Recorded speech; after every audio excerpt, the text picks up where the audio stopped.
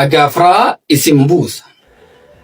Dachee seena qabeettii tan seenaan guute kuusaa adaabbaarra naannessee agaafraa isin buusa. Dachee kuduraa fi muduraan burqu akka bishaanii kan murtee osoo nyaanne laaltee quuftu ijaanii. Odaa caffoo dhageessee jannata dachee irraa soorettii beelan beekne biyya gannishiis birraa. Biyya dardarran lulee biyya dubaree lawwee biyya ansiif Oromoo soddaatti ta'uuf hawwee. Biyya qeerroleen isii dhaattuu laga weebii biyya burraaqaa dhaqxee wayyaanee dhibe deebiin. Saddeettamoota keessa gaafa seentu wayyaaneen agaafratuu dammaqee jedheen ati nun taane nuti biyya keen dhufnu nuttiin dhufin wayyaane yoo diddee nutti dhufte si dhoowwanna wal taane ni hidhanna ol kaane si dhukaafna ol baane. Simbeeknu nu hin beektu nun bulchitu nun geettu ufumaa wal bulchina ufumaa wal dursina ati nu bulchuun maltu ati nu dursuun maltu sinfeenu nuttiin dhufin dhuftu nagaan hin galtu jetteen ijoolleen odaa korommiin saadanuurii dhiigni gootota teenyaa nyaatuttaa ta'u xuurii. Yaa haadha goota deessi anaa haadhu haadhicho gaarri odaan dagatu morma Maammad Maammicho dhalataa waa beekamaa goota hiriyyaan qabne collee finiina namaa. Gootummaa isaa ibsuuf waan na quubsanoon jenne leenca biyyasaa oolche mormasaa billaaf kenne. Kakka qoomicha waadoo kan akka baatii fodu kan akka tufaa diimaa warra fagaatti oduun kan akka dawaa abdoo kakka abdoo dureessaa gootan gootummaan jaraa yoomuun duune nu keessaa warra sabboonummaan keessatti biqile warra abba torbaan diinatti fincile warra dhiiraa dhalaan cabe Oromoodhaaf warra lubbuu ufii wareegu qomoodhaaf.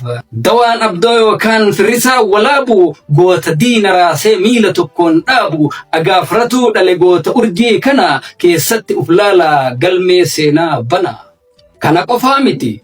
Xaahaa Rashaadii fi Abdullaa Kaftaasaa qorichoo siidoofaa maqaa siniif kaasa Useen Abbaa Jamaa butaa karasaasaa qoqqotee qoradhee dhugaa teessan baasa. Kakka haajoo muuxoo hiriyaa na'iidhaa xuriin qabu seenaan gootota adiidhaa. Kakka haajimaammaa Usmaan ammayyuu haalatu haa daraaru kumaan. Dhiira gaafa haaji Aadam xalayaa dhidhimsee icciitii liqimsee kiyyoo diinaa gale dhaqeetiin gaafate sodaa tokko malee baalirraa booletti wareegam kaffalee. Kakka Maammad Huseen ilma Kabiir waade goota saba kanaaf dhukkubsatee aadee gaaraaf raaqa jooree furmaata barbaade. Agaafratuu dhale leencolee akkanaa keessatti uf laalaa galmee seenaa bana.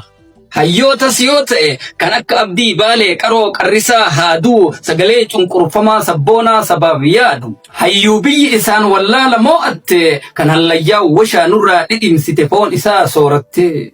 Dr. Kadir Hussein faa osoon kaasin hin darbu hayyuu qabsoo keessatti qooda olaanaa qabu. Agaafratuu dhale hayyoota akkanaa keessatti uf laalaa galmee seenaa bana. Agaafraan jabduudha lafa aalimaati farra zaalimaati. Galma hayyootaati dallaa gootaati maandhee beektotaati mana sheekkotaati. Utubaan biyya lafaa aalimni ilmii baharaa Haaji Muhammad Amaan Haaji Aadam Agaafraa. Qe'ee sayyida harroo qe'ee diinnin dafarre warra diinan gabbarre agaafraan badhaafamtu magaalaa seenaan isii roga hundaan kaafamtu.